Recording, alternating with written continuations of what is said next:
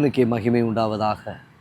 எனக்கு அன்பான தேவ பிள்ளையே, கர்த்தருடைய ஜனமே, கர்த்தர் இன்றைக்கு உங்களோடு கூட அவர் பேசுகிற வார்த்தை,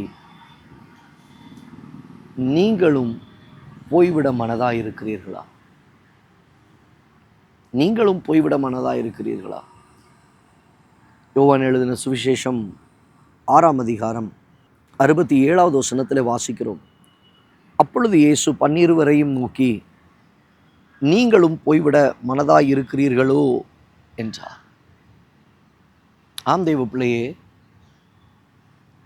அவரோடு கூட நெருக்கத்தில் இருந்ததான தம்முடைய சீஷர்களை பார்த்து, தம்மோடு இருக்கிறவர்களை பார்த்து ஆண்டவர் கேட்கிறாரு, நீங்களும் போய்விட மனதாய் இருக்கிறீர்களா? காரணம் என்ன? ஒரு கூட்ட ஜனம் கர்த்தரை தேடி வந்தது.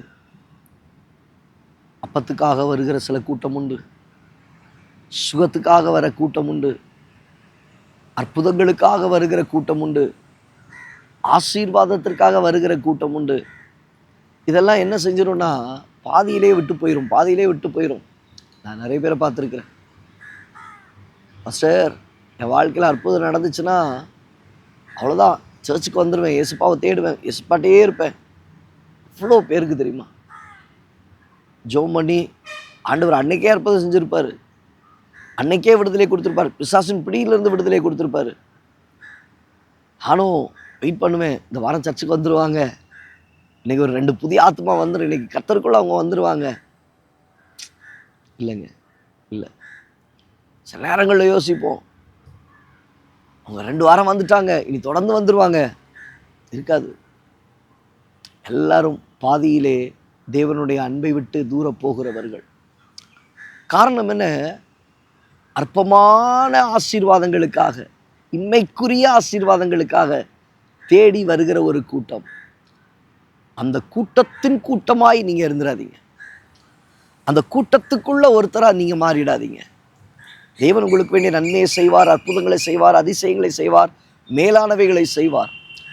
ஆனாலும் எது செஞ்சாலும் சரி, செய்யலைனாலும் சரி, கர்த்தரை இறுக பிடிச்சிருங்க. உங்களை விட்டு நான் எங்கேயும் போயிட மாட்டேன்ப்பா, உங்களை விட்டு நான் எங்கேயும் போக மாட்டேன்.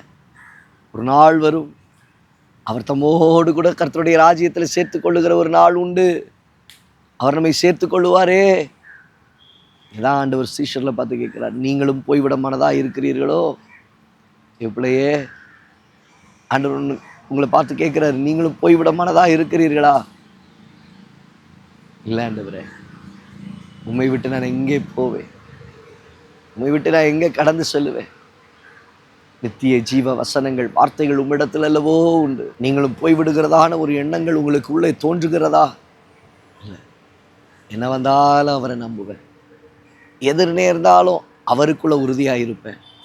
கர்த்தருடைய வருகை மட்டும், கர்த்தரனை பரமராஜ்யத்திற்கு அழைத்து செல்லும் மட்டும் அவருடைய சமூகத்தில் காத்திருப்பேன் என்கிற உணர்வை, இருதயத்தை கர்த்தர் உங்களுக்கு தருவாராக. தேவன் நம்முடைய வாழ்க்கையில அதை புதுப்பிப்பாராக. கண்களை முடிச்சு பிடிக்கலாம். நல்ல தகப்பனே, நாளில் கர்த்தர் நீர் கொடுத்த உடைய வார்த்தைகளுக்காக, உடைய வசனத்தின்படி தம்முடைய பிள்ளைகளை நடத்துவீராக. நீங்களும் போய்விட மனதாக இருக்கிறீர்களோ?